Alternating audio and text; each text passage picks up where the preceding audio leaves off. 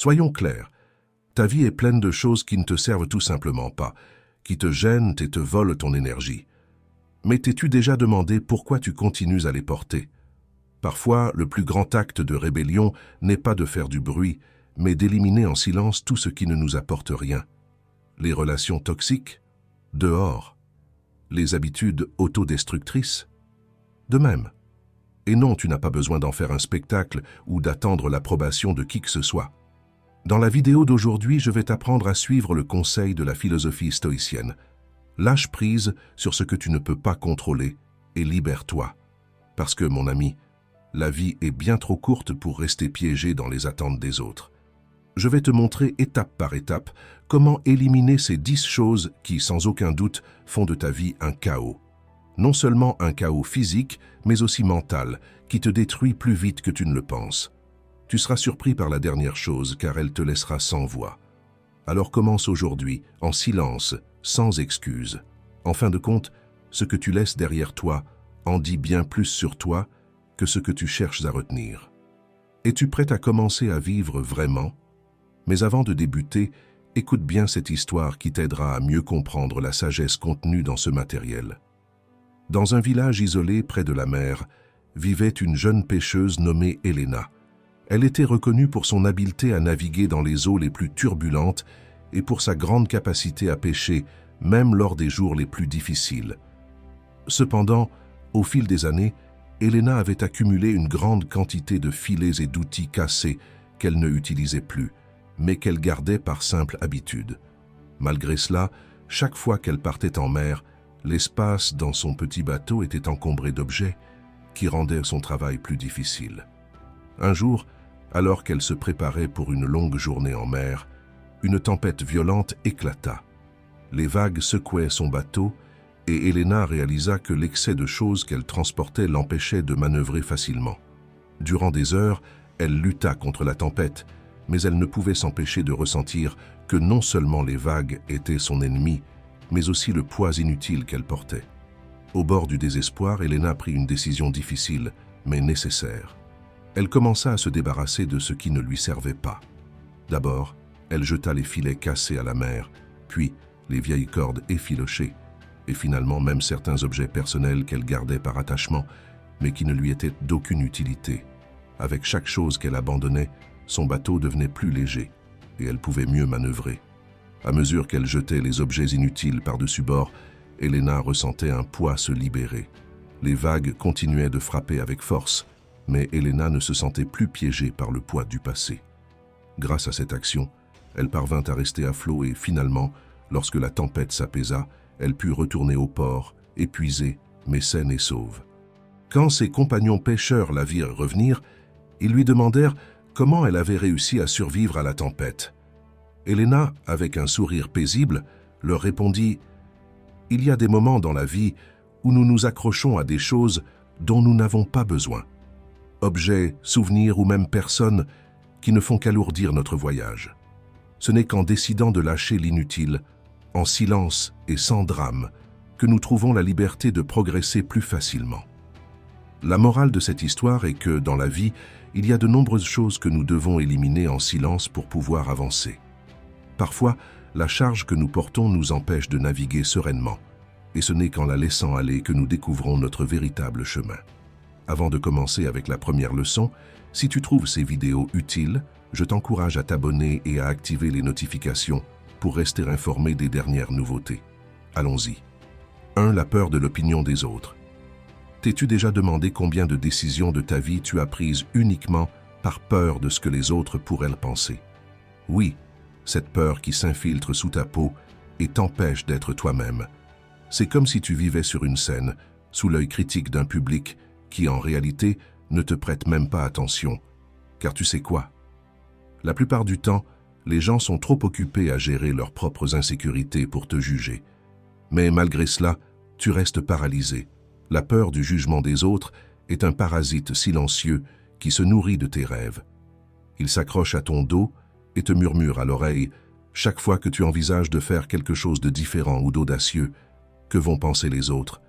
Et soudain, tu changes de cap, tu adaptes ta vie à ce que tu crois que les autres attendent de toi. Quelle ironie! Nous passons tant de temps à nous préoccuper de l'opinion des autres que sans nous en rendre compte, nous cessons de vivre la vie que nous désirons. La peur du jugement des autres fonctionne comme ceci.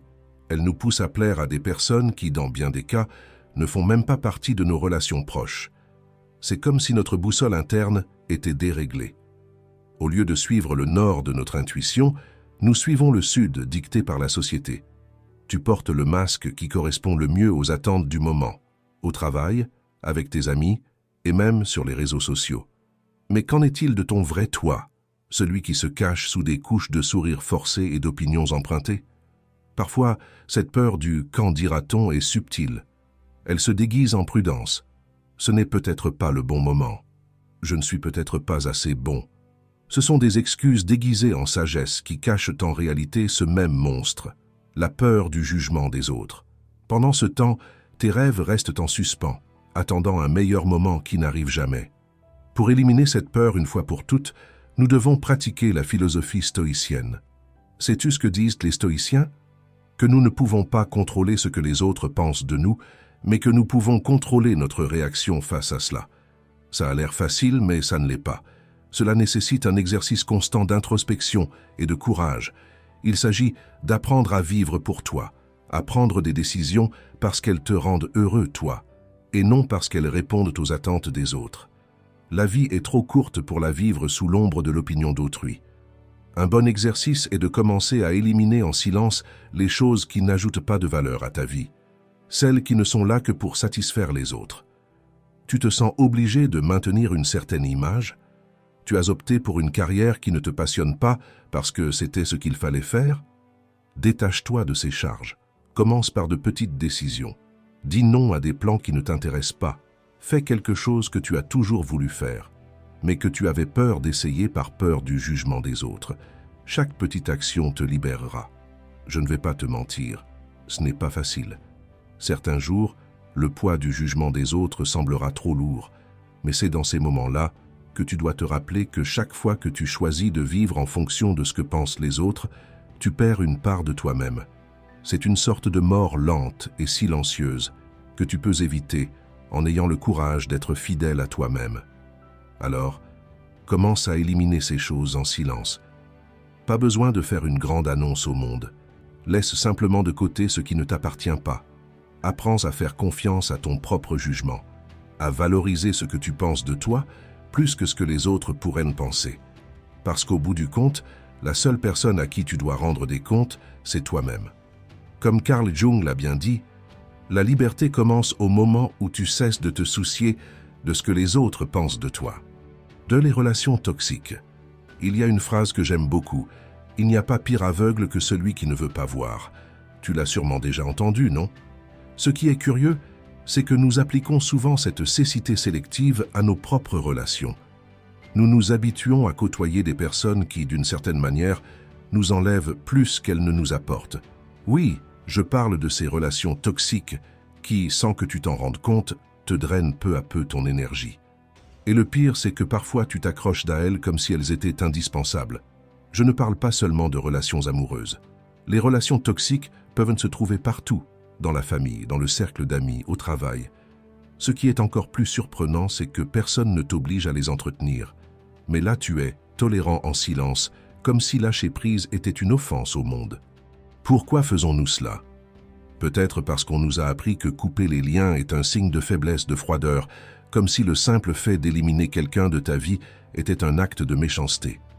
Alors qu'en réalité, cela peut être le plus grand acte d'amour-propre que tu puisses accomplir. Prenons un moment pour réfléchir. Les stoïciens parlent de l'importance de ne pas s'inquiéter de ce que nous ne pouvons pas contrôler. Cela s'applique aussi aux personnes qui nous entourent. Tu ne peux pas contrôler les actions des autres, mais tu peux choisir de les garder dans ta vie ou non. Cela semble simple, mais voici la partie difficile. Le faire en silence. Il ne s'agit pas de vengeance silencieuse, ni de se sentir supérieur. C'est simplement la décision consciente de ne plus nourrir une relation qui t'épuise. Pense à ceci. Tu n'as pas besoin de créer un drame pour éliminer ce qui ne te sert plus. Pas besoin de crier à qui veut l'entendre que tu te désintoxiques de certaines personnes. Il te suffit de lâcher prise, comme on cesse d'arroser une plante qui ne fleurit plus. Tu le fais calmement, en sachant qu'elle n'appartient plus à ton jardin et ce n'est pas grave. La plante poursuivra son chemin et toi le tien chacun de son côté. Cela t'est-il déjà arrivé de passer du temps avec certaines personnes, même proches, et de te sentir épuisé après? Ce n'est pas qu'elles soient de mauvaises personnes, mais leur énergie ne s'aligne pas avec la tienne. C'est là que réside la clé. Détecter ces signaux. Écoute ton corps, ton esprit. Si chaque interaction avec une personne ressemble à un marathon émotionnel, il se peut que tu sois dans une relation toxique, même si c'est douloureux de l'admettre. C'est là qu'entre en jeu la stratégie du silence. Tu réduis progressivement les interactions, tu cesses de chercher ce contact, tu te distances. Pas besoin de grands gestes, ni de disputes. Tu deviens simplement moins disponible. C'est libérateur, crois-moi. Pas parce que tu tournes le dos au monde, mais parce que tu mets ton bien-être en priorité. Parfois, l'amour-propre, ce n'est pas seulement dire non à haute voix, mais aussi savoir dire « ça suffit » en silence. Alors, comment identifier ces relations? C'est simple. Si chaque message que tu reçois de cette personne te donne un nœud à l'estomac, si passer du temps avec elle te laisse plus épuisé qu'une semaine entière de travail, si tu remarques que c'est toujours toi qui donnes et que tu ne reçois jamais, tu as ta réponse. Quand tu le comprends, le processus d'élimination commence, sans drame, sans explications inutiles, tu avances simplement. Cela ne signifie pas être cruel, loin de là. Il s'agit de se respecter suffisamment pour ne pas laisser les autres continuer à te voler l'énergie que tu pourrais utiliser pour des personnes ou des activités qui te comblent vraiment. Au final, la clé est d'être honnête avec toi-même et de placer ton bien-être au-dessus de la culpabilité ou de la peur de blesser autrui. Garde bien cela en tête, mon ami. Certaines personnes sont comme le vent, tu les sens, mais tu ne peux pas les retenir. Il suffit de les laisser passer. 3. Les habitudes destructrices. Il t'arrive parfois de te surprendre à faire de petites choses qui, en y regardant de plus près, ne te mènent nulle part de bon. Ce sont ces actions qui semblent inoffensives au début, mais qui, sans que tu t'en rendes compte, grignotent ta paix mentale ou physique. Moi aussi, je suis tombé dans ce piège plus de fois que je ne voudrais l'admettre. Ces petites habitudes autodestructrices passent souvent inaperçues, comme une goutte constante qui finit par percer la roche avec le temps. Mais que se passe-t-il si ces habitudes sont les pierres de notre quotidien? Comment les éliminer sans faire de bruit? La première étape consiste à les reconnaître. C'est là que réside le défi. Il est facile de pointer ce qui nous agace chez les autres, mais quand il s'agit de soi-même, c'est une autre histoire. Tu te lèves le matin et sans même y penser, tu prends ton téléphone. Pas pour quelque chose d'important, non, juste par habitude, comme si ton doigt était programmé pour faire défiler l'écran avant que ton cerveau ne se soit réveillé. Un geste inoffensif, tu dirais. Jusqu'à ce que tu réalises que tu viens de perdre 20 minutes de ta matinée. Absorbé dans le vide, l'esprit déjà saturé avant même de poser un pied hors du lit. Ce n'est qu'un exemple parmi tant d'autres. Nous faisons cela avec tellement de choses. Ce café supplémentaire dont nous n'avions pas vraiment besoin, cette conversation que nous aurions dû éviter, cette série qui ne nous apporte rien, mais que nous continuons de regarder par simple habitude. Pour éliminer ces habitudes, il faut une approche différente, car soyons honnêtes, combien de fois t'es-tu promis de laisser tomber quelque chose pour finalement y retomber encore plus? Comme quand tu te dis « demain, je m'y mets sérieusement » et que demain arrive, et que c'est encore un jour de plus d'excuses. Les stoïciens nous enseignent que les grandes transformations ne se font pas d'un coup, mais par petits pas, presque imperceptibles. Tu n'as pas besoin de crier au monde que tu vas changer, ni de faire un grand geste. Il suffit de commencer par observer. La clé est dans la conscience. Quand tu remarques que ta main se dirige vers ton téléphone sans raison, arrête-toi. Inutile de jeter ton téléphone par la fenêtre, même si cela pourrait être cathartique. Contente-toi de le poser et fais autre chose. Quelque chose d'aussi simple que respirer profondément et t'étirer. Lorsque tu ressens le besoin de prendre cette 3e tasse de café, demande-toi si tu en as vraiment besoin ou si c'est simplement par habitude. Si la réponse est par habitude, laisse la tasse de côté. Parfois, c'est aussi simple que ça. S'arrêter au bon moment, sans drame, sans besoin d'un changement monumental. Éliminer les habitudes autodestructrices ne signifie pas que tu deviennes une personne parfaite du jour au lendemain. Nous avons tous nos petites batailles intérieures, et c'est normal. La clé, c'est de les aborder avec une stratégie simple, le silence et la constance. Comme une goutte d'eau qui, au lieu de creuser, polit peu à peu.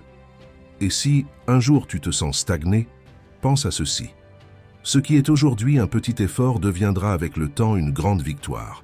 Peut-être ne le remarques-tu pas tout de suite, mais c'est comme planter une graine dont tu oublies l'existence, jusqu'au jour où, sans faire de bruit, elle devient un arbre.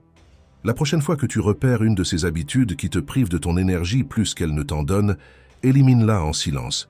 Inutile de l'annoncer ou de faire tout un spectacle. Laisse-la partir, pas à pas, goutte par goutte. Comme le disait Épictète, le véritable changement ne fait pas de bruit, il se produit simplement. 4. Le désir de tout contrôler. As-tu déjà ressenti que si tu ne contrôles pas tout ce qui t'entoure, le monde va s'effondrer? Je te comprends. Nous aimons croire que si nous organisons chaque détail au millimètre près, la vie sera une machine parfaitement huilée, où rien ne peut mal tourner. Quelle idée absurde, n'est-ce pas? Pourtant, nous sommes souvent pris dans ce jeu mental, croyant pouvoir maîtriser chaque chose qui nous arrive. C'est un piège, une illusion. Et le pire, c'est que plus nous essayons de nous accrocher au contrôle, plus nous perdons notre équilibre. Alors je te pose cette question. Que dirais-tu de laisser tomber ce besoin obsessionnel de contrôle? Ce besoin de vouloir que tout soit exactement comme nous l'avons imaginé. Le désir de tout contrôler est une prison mentale que nous construisons brique par brique, chaque fois que nous pensons qu'en nous forçant suffisamment, les choses se dérouleront comme prévu. Mais tu sais quoi? L'univers ne fonctionne pas ainsi. Et la philosophie stoïcienne, cette ancienne sagesse qui semble plus pertinente que jamais, nous enseigne que la clé ne réside pas dans le contrôle de l'incontrôlable, mais dans le lâcher-prise. Pense-y. Nous essayons de contrôler le temps, les opinions des autres, les réactions, les résultats. Toutes ces choses qui en réalité ne dépendent pas directement de nous. C'est comme essayer de retenir la marée avec nos mains. Un non-sens, n'est-ce pas? Pourtant, nous le faisons constamment. Et chaque fois que quelque chose ne se passe pas comme nous l'espérions, nous nous frustrons, nous nous mettons en colère, comme s'il s'agissait d'une injustice cosmique. Imagine que tu avances dans la vie avec un sac à dos, et qu'à chaque fois que tu essaies de contrôler quelque chose qui échappe à ton pouvoir, tu y ajoutes une pierre. Au début, cela ne te dérange peut-être pas, mais avec le temps, le sac devient plus lourd et finit par t'écraser. Ne serait-il pas plus sage de se débarrasser de ces pierres et de faire de la place pour ce qui compte vraiment, pour ce que tu peux réellement gérer, tes émotions, tes actions? Le reste, crois-moi, il faut apprendre à le lâcher. Pendant longtemps, je me suis obsédé à anticiper tout ce qui pourrait mal tourner dans ma vie. Si j'avais une réunion de travail, j'imaginais toutes les questions embarrassantes possibles. Si je planifiais une sortie avec des amis, je m'inquiétais de l'endroit ou de la possibilité que quelque chose tourne mal. C'était épuisant. Et, bien sûr, la moitié des choses qui m'inquiétaient ne se produisaient jamais. Finalement, j'ai compris que cet effort pour tout prévoir ne me donnait pas plus de contrôle, mais plus d'anxiété. Alors, peu à peu, j'ai commencé à lâcher prise, à faire confiance au processus. Et qu'est-ce qui s'est passé? Les choses ont continué d'arriver, parfois bien, parfois moins bien, mais je me sentais plus léger parce que j'avais cessé de porter des charges qui ne m'appartenaient pas. Apprendre à faire confiance à la vie ne signifie pas être passif ou irresponsable.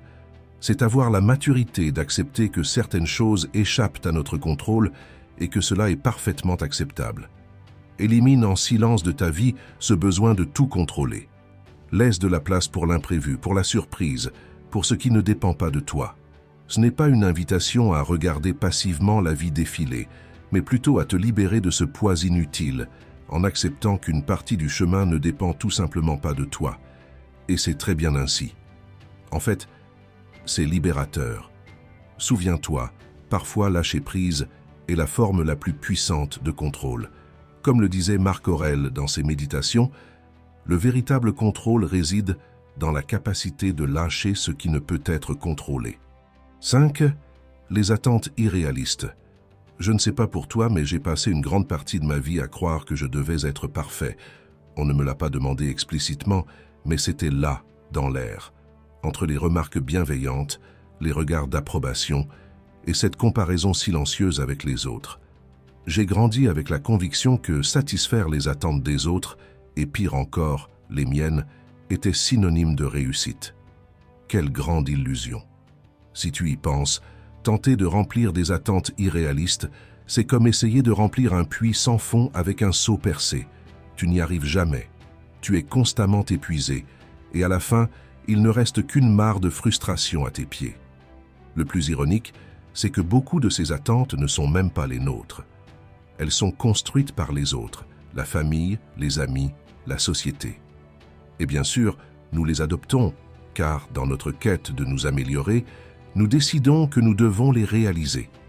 Fais cet exercice rapide. Combien de fois t'es-tu senti déçu de ne pas avoir accompli quelque chose que, au fond, tu ne voulais même pas faire? Nous nous imposons des objectifs si élevés que, si nous échouons, nous nous sentons inutiles. Si je ne suis pas le meilleur au travail, le meilleur partenaire, l'ami parfait, l'enfant exemplaire, que reste-t-il de moi? Au final, ces attentes finissent par peser plus lourd que nos propres actions. C'est comme courir une course avec un sac à dos rempli de pierres. Tu avances plus lentement, tu te fatigues plus vite, et même si tu atteins la ligne d'arrivée, tu as l'impression d'avoir ramé jusqu'au bout. À quoi bon? C'est là que la philosophie stoïcienne entre en jeu avec une perspective brillante.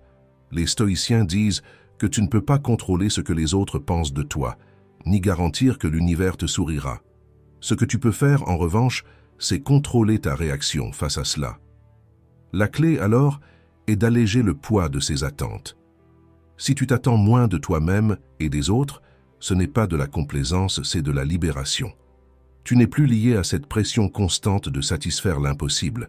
Tu existes, tout simplement, et tu progresses. Bien sûr, cela ne se fait pas du jour au lendemain. Je ne te dis pas de jeter toutes tes attentes par la fenêtre d'un seul coup. C'est un peu comme faire le tri dans une armoire remplie de vieux vêtements. D'abord, tu examines ce qui ne te va plus, ce que tu n'as jamais vraiment aimé, et tu te débarrasses de ces pièces une par une. Parfois, tu hésites à laisser partir un vêtement en pensant que tu le porteras un jour, alors que tu sais au fond que ce ne sera pas le cas. Avec les attentes, c'est pareil. Commence par éliminer celles qui ne t'appartiennent pas. Ensuite, examine les tiennes et demande-toi si elles sont réalistes. Tu n'es pas obligé de tout garder. Un moyen de réduire les attentes sans drame, c'est de changer la façon dont tu te parles. Par exemple, au lieu de te dire « je dois tout faire parfaitement », essaie « je vais faire de mon mieux avec ce que j'ai aujourd'hui ». Ça semble simple, mais c'est libérateur. Tu laisses de la place à l'erreur qui est humaine et à la possibilité de t'améliorer sans cette pression constante. Et bien sûr, un truc infaillible, c'est de ne pas raconter tes plans à tout le monde. Moins tu en dis, moins les autres génèrent d'attentes sur ce que tu devrais accomplir. Parce qu'en fin de compte, ces attentes extérieures ne sont rien de plus que du bruit. Élimine en silence ce qui ne t'apporte rien, et tu verras que les choses commenceront à couler beaucoup plus naturellement. Lâcher prise sur les attentes, ce n'est pas abandonner, c'est un acte de sagesse. Au lieu de te concentrer sur ce que tu devrais être ou faire, concentre-toi sur ce que tu veux et sur ce que tu peux contrôler. Moins d'attentes, plus de liberté. Grave bien ceci en toi, mon ami. Moins tu en attends, plus tu te libères. 6. Le besoin d'avoir toujours raison. As-tu remarqué cette manie, ce besoin presque obsessionnel d'avoir toujours raison, de prouver que tu sais tout? C'est comme si chaque conversation devenait un champ de bataille, où la victoire est de démontrer que tu as le dernier mot.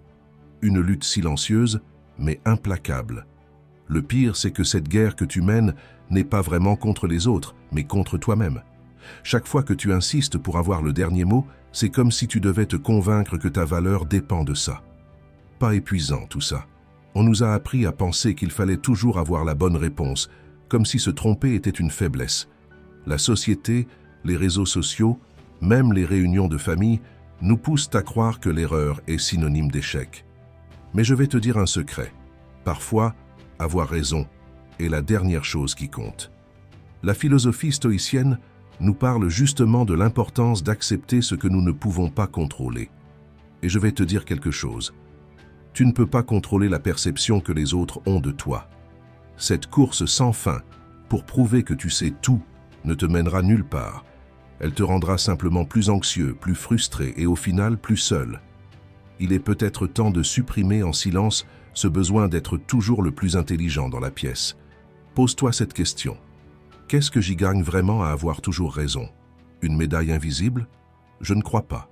C'est comme porter un sac plein de pierres inutiles, et à chaque discussion, à chaque opinion imposée, tu ajoutes une pierre de plus. À un moment donné, le poids devient insupportable, et tu ne comprends pas pourquoi tu te sens si épuisé. La réponse est simple, tu t'épuises pour quelque chose qui n'a aucune valeur réelle.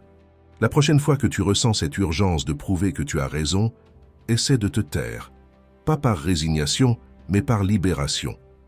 C'est comme lâcher un stylo que tu tenais dans ta main depuis des heures. Au début, tu ne te rends même pas compte que tu le tenais, mais en le lâchant, tu ressens un soulagement inattendu. Avec le besoin d'avoir raison, c'est pareil. En laissant cette charge de côté, tu te rends compte que tu étais pris dans une guerre que tu ne voulais même pas mener. Comment se débarrasser de cette nécessité? Premièrement, accepte que tu n'as pas toujours à être celui qui sait le mieux.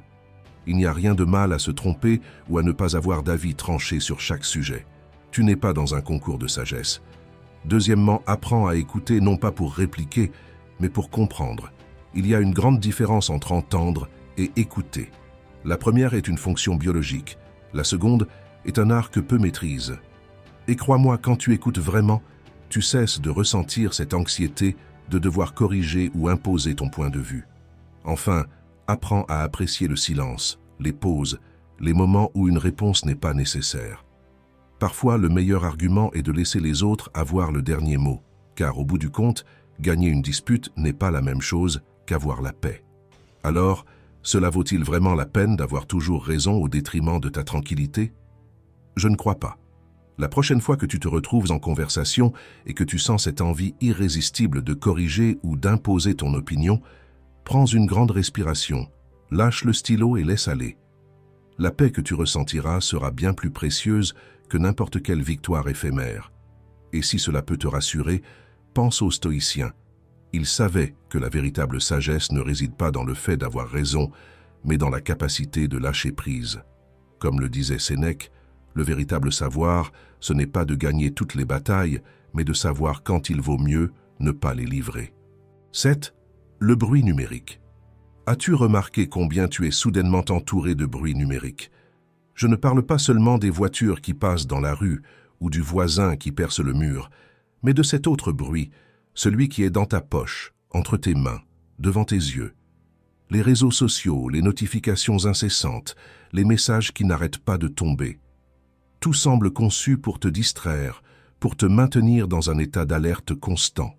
Et toi, tu te dis que tu as le contrôle, alors qu'en réalité, c'est le chaos numérique qui te contrôle. La vérité, c'est que nous vivons à une époque où le silence est devenu un luxe. Mais ce luxe n'est pas si inaccessible que tu le crois. La première chose que tu devrais faire, c'est comprendre ce qui te vole vraiment ton attention, car la réalité est qu'il y a des choses que tu devrais éliminer en silence de ta vie. Oui, c'est possible, mais ce n'est pas évident. Soyons honnêtes, le chaos numérique ne disparaît pas simplement parce que tu fermes une application. C'est comme essayer d'éteindre un incendie avec un verre d'eau. Ce dont tu as besoin, c'est d'une action radicale. À la manière des stoïciens, qui comprenaient que la paix intérieure est ce qui compte le plus et que cela ne s'obtient pas en se laissant emporter par la marée des notifications. Alors, quelles sont les choses que tu devrais éliminer en silence de ta vie numérique? Commençons. Les réseaux sociaux. Oui, je sais, cela peut paraître cliché, mais crois-moi, plus tu suis de comptes, plus tu crées du bruit. Je ne te dis pas de te déconnecter complètement, mais as-tu vraiment besoin de savoir ce qu'a fait la cousine de l'ami de ta sœur? Élimine sans pitié tout ce qui n'apporte rien à ta vie. Et si tu le peux, fais une désintoxication numérique de temps en temps, comme on range une armoire. Sors ce qui n'a plus de valeur, ce qui n'aurait jamais dû être là en premier lieu. Les notifications. Voilà un point intéressant. Pourquoi laisses-tu ton téléphone t'interrompre toutes les 2 minutes?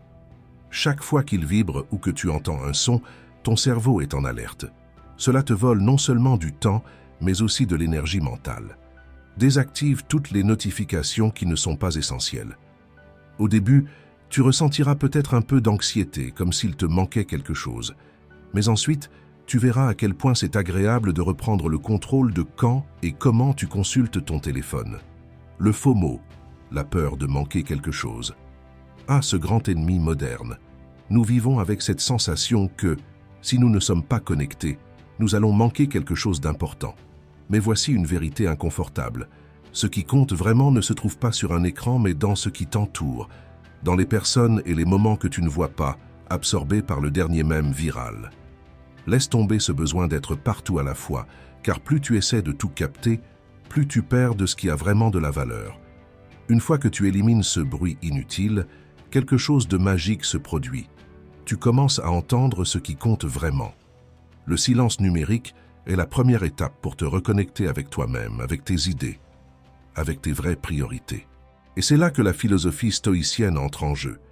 Tu ne peux pas contrôler ce qui se passe autour de toi, mais tu peux contrôler ta réaction à cela. Et crois-moi, quand tu supprimes le bruit numérique, tout devient plus clair. Mon conseil est simple. Choisis le silence, non comme une absence de bruit, mais comme une présence consciente de ce que tu veux vraiment dans ta vie. En fin de compte, c'est le véritable luxe de notre époque. Comme le disait Gandhi, la paix ne vient pas quand le bruit cesse, mais quand tu décides de t'écouter toi-même. 8. Les pensées négatives. Parfois, je me demande si tu as remarqué combien les pensées négatives peuvent s'infiltrer en toi, presque sans faire de bruit. Elles s'invitent et soudain, sans que tu t'en rendes compte, elles prennent le contrôle de tout ce que tu fais. Ce sont comme ces voisins qui débarquent sans prévenir et refusent de partir. Le pire, c'est que souvent, tu leur donnes les clés, non pas parce que tu le souhaites, mais parce qu'ils t'ont convaincu que leur présence est inévitable, qu'ils font partie de ta vie. Et si je te disais que tu peux changer la serrure? Soyons clairs, ces pensées ne sont rien de plus que des schémas destructeurs qui finissent par modeler tes actions, et rarement de la meilleure manière. Ça t'est sûrement déjà arrivé de penser des choses comme « Pourquoi est-ce que tout va de travers ?» ou « Je n'y arriverai jamais ». Et bien sûr, quand ce genre de pensée se répète encore et encore, tu finis par y croire, et ce que tu crois devient ta réalité. C'est un peu comme planter un arbre empoisonné et se demander ensuite pourquoi ses fruits sont amers. Ce qu'il y a d'étonnant, c'est que ces pensées négatives ne sont pas forcément la réalité, mais elles te semblent aussi réelles que le sol que tu foules. C'est là que la philosophie stoïcienne intervient avec sa simplicité brute. Tu ne peux pas contrôler ce qui t'arrive, mais tu peux contrôler comment tu y réagis. Cela semble simple, mais, en vérité, nous avons souvent du mal à le mettre en pratique. Nous laissons ces schémas mentaux dicter nos émotions et nos actions, alors que la véritable liberté réside dans le fait de reprendre les rênes de nos réponses. Mais ce n'est pas quelque chose qui se change du jour au lendemain. La première clé, c'est le silence. Oui, tu as bien lu. Élimine ces pensées en silence. Pas besoin de faire un grand spectacle pour les écarter de ta vie. Commence par les reconnaître, par les identifier, sans les nourrir, car plus tu leur accordes d'attention, plus elles prennent de pouvoir. C'est comme une mouche dans la pièce. Plus tu t'acharnes à la chasser, plus tu la rends agitée. Pourquoi ne pas plutôt l'ignorer jusqu'à ce qu'elle se lasse? Une autre technique puissante consiste à remettre en question ses pensées. Chaque fois qu'une pensée destructrice surgit, demande-toi « Est-ce vraiment vrai? Tout va-t-il vraiment mal ou est-ce juste une exagération ?» Souvent, tu te rendras compte qu'il s'agit d'idées gonflées, sans fondement réel. Et si elles contiennent une part de vérité, tu peux au moins commencer à envisager des solutions plutôt que de t'enliser dans le problème. Enfin, il y a le détachement. Il ne s'agit pas de devenir un moine en haut d'une montagne, mais de prendre une distance émotionnelle avec ce que tu penses. Tes pensées ne sont pas toi, et ce n'est pas parce qu'elles traversent ton esprit qu'elles doivent y rester pour toujours. Cela demande de la pratique, mais peu à peu, tu apprendras à les voir pour ce qu'elles sont. Des nuages passagers dans un ciel qui, lui, reste toujours présent. Les pensées négatives sont comme ces petites choses que tu devrais éliminer en silence de ta vie. Elles n'ont pas besoin de faire du bruit, juste d'un changement de perspective, de patience et d'un travail intérieur. Parce qu'au final, ce que tu penses influence ce que tu fais et ce que tu fais définit qui tu es. Comme le disait Brian Tracy, les pensées ne sont pas des faits, mais si tu les crois, elles deviennent ta réalité. 9. Le désordre physique et mental. Il nous arrive parfois de nous réveiller et de sentir que le monde est un peu plus lourd que d'habitude. Tu regardes autour de toi et tu réalises que ce n'est pas juste une impression. Ton espace est encombré de choses, d'objets, de piles de papier, de vêtements éparpillés sur la chaise. Et d'une certaine manière, Ton esprit ressemble à un tiroir en désordre. Je ne sais pas si cela t'arrive aussi, mais quand mon environnement est un bazar, mon esprit a tendance à suivre le même chemin. Le désordre, qu'il soit physique ou mental, est bien plus lié qu'on ne le pense. Il y a quelque chose de profondément perturbant dans le chaos qui règne dans notre espace, car il affecte directement notre clarté mentale. Les stoïciens, par exemple, parlèrent de l'importance de se concentrer sur l'essentiel et de se débarrasser du superflu. Et si on y pense bien, le désordre, c'est tout l'inverse. C'est une accumulation de ce qui est inutile, de ce qui nous distrait et nous agace. Chaque objet hors de sa place, chaque papier que tu aurais dû jeter il y a des mois, chaque chose qui bloque ton chemin, tout cela n'est pas juste un amas de matière, c'est aussi du bruit. Un bruit qui remplit ton esprit de petites tâches en suspens, de préoccupations dont tu n'avais même pas conscience. Tu sais, ce sentiment de vouloir tout ranger, mais de ne même pas savoir par où commencer? Voilà le piège. Il ne s'agit pas de tout ranger d'un coup, comme si tu devais accomplir cette tâche en une fois. C'est plutôt une question d'éliminer en silence ce qui n'est plus nécessaire. Le premier pas est simple. Observe. Regarde autour de toi et demande-toi, ai-je vraiment besoin de tout ça? Si tu n'utilises pas quelque chose depuis un certain temps, il est probable que tu n'en aies plus besoin. Mais cela ne concerne pas seulement les objets matériels. Le désordre mental fonctionne de la même manière. Parfois, nous accumulons des pensées, des soucis, des sentiments comme on garde des objets cassés en pensant qu'ils nous seront utiles un jour. Mais la vérité, c'est que tout cela ne fait que nous alourdir. Alors, que faire? Élimine-les en silence, petit à petit. Tu n'as pas besoin de faire tout un spectacle, ni de l'annoncer au monde entier. Lâche simplement prise. Laisse partir ce qui ne te sert pas, aussi bien dans le domaine physique que mental. Parfois, le silence est un acte de rébellion dans un monde saturé de bruit. Si des personnes dans ta vie te causent du mal-être, si des projets ne te motivent plus, si des pensées ne font que te drainer, débarrasse-t'en, sans drame, sans trop y réfléchir. Simplement, laisse-les partir. Rappelle-toi que l'ordre extérieur est souvent un reflet de l'ordre intérieur. Si tu commences à mettre un peu de clarté dans ton espace, tu verras que petit à petit, cette clarté se manifestera aussi dans ton esprit. Ce n'est pas de la magie, c'est un processus, comme lorsqu'on décide de nettoyer un tiroir et qu'on se sent soudainement plus léger. Parce qu'au final, chaque chose à sa place, c'est une source de stress en moins. Chaque objet dont tu te débarrasses est un pas de plus vers une vie plus simple, plus claire. Les stoïciens ne se compliquaient pas avec ce qui est inutile. Ils savaient que l'essentiel était de se concentrer sur ce qui mérite réellement notre attention, et tout le reste, ils le laissaient passer. C'est aussi simple que cela, et nous devrions en faire autant. Vivre dans un monde encombré physiquement et mentalement, c'est comme errer dans un labyrinthe sans issue. Mais quand tu commences à te débarrasser de ce qui ne te sert pas, tu découvres que la sortie a toujours été là. Elle était juste cachée par tout ce qui t'encombrait. Si tu cherches la paix intérieure, commence par mettre de l'ordre autour de toi. Fais-le sans précipitation, sans bruit. Élimine en silence, mais de manière constante. Ton esprit te remerciera. Comme le disait Nelson Mandela, lorsque le bruit s'arrête, l'essentiel se fait entendre. 10. Les comparaisons inutiles. Parfois, je me demande pourquoi nous avons cette manie de nous comparer aux autres. Ne fais pas semblant. On le fait tous. Mais sérieusement, penses-tu que cela sert à quelque chose? C'est comme si tu participais à une course où les autres ne savent même pas qu'ils courent. Et le pire, c'est qu'ils s'en fichent probablement. Pendant ce temps, tu es là dans ta tête à mesurer chaque pas, chaque écart, chaque petite avancée. Mais tu ne regardes pas tes propres progrès, non. Tu regardes ceux des autres. Se comparer, c'est comme essayer de gagner un concours de chant en utilisant la voix de quelqu'un d'autre. C'est absurde. Tu as ta propre mélodie, ton propre rythme, mais tu insistes pour suivre la partition de quelqu'un d'autre. Le problème avec cette habitude apparemment inoffensive, c'est qu'elle mine petit à petit ton estime de toi. Tu te réveilles un jour en te disant que tu n'es pas assez bon, pas assez rapide, pas assez ce que tu veux. Et tout cela parce que tu es trop occupé à regarder sur les côtés au lieu de te concentrer sur ton propre chemin. La réalité, c'est que la vie n'est pas une course de vitesse, c'est plutôt un voyage en bateau. Tu choisis la direction, les arrêts et le rythme. Mais si tu es trop focalisé sur les autres voiliers qui passent près de toi, tu finis par dévier ton propre cap. Ce qui est ironique, c'est que pendant que tu observes le bateau d'un autre, cette personne fait probablement la même chose avec toi. Voilà toute l'absurdité de la comparaison. Chacun regarde les autres, mais personne ne profite vraiment de son propre parcours. Je te propose une idée. Arrête de te comparer, en silence. Fais-le comme on jette un vieux vêtement dont on n'a plus besoin. Personne n'a besoin de savoir que tu le fais, mais tu en ressentiras le changement.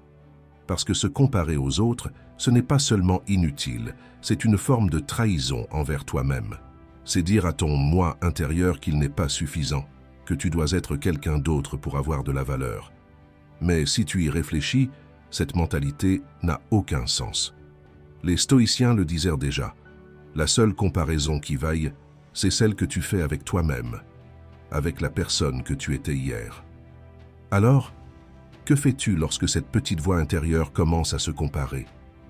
La solution n'est pas de la faire taire, car cela ne ferait que la renforcer. Au lieu de cela, écoute-la, mais questionne sa logique. Pourquoi te compares-tu à cette personne en particulier? Qu'est-ce qui te fait te sentir inférieur? Et là, vient l'étape la plus importante. Rappelle-toi de tout ce que tu as déjà accompli sur ton propre chemin. Prends un moment pour apprécier tes réussites, même les plus petites. Une autre stratégie efficace est de pratiquer la gratitude. Oui, je sais, cela peut sembler être un conseil simple, mais il est puissant. Remercie pour ce que tu as, pour ce que tu as réalisé, pour ce que tu es. Parce que lorsque tu te concentres sur ce que tu as, au lieu de ce qui te manque ou de ce que les autres possèdent, quelque chose change. D'un coup, le poids de la comparaison s'allège et tu réalises que le seul chemin qui importe vraiment, c'est le tien. Au final, la vie est bien trop courte pour perdre du temps à courir dans une course imaginaire avec les autres. Se comparer ne fait que te distraire de ce qui compte vraiment. Vivre ta vie, à ton rythme, avec tes propres règles. Je vais te laisser avec une réflexion qui m'a beaucoup aidé dans mes moments les plus difficiles. Lorsque tu cesses de te regarder à travers les yeux des autres, tu découvres qui tu es vraiment. Si tu as écouté jusqu'ici, écris dans les commentaires « Dans le silence, tu trouveras la réponse ». Je suis impatient de lire tes expériences de réussite. Abonne-toi, active les notifications et commente pour montrer à YouTube que ces vidéos sont utiles pour des personnes comme toi. Cela nous motive à continuer à créer ce type de contenu. N'oublie pas de jeter un œil aux 2 dernières vidéos recommandées. Merci sincèrement pour ton temps et ton soutien. On se retrouve dans notre prochaine aventure.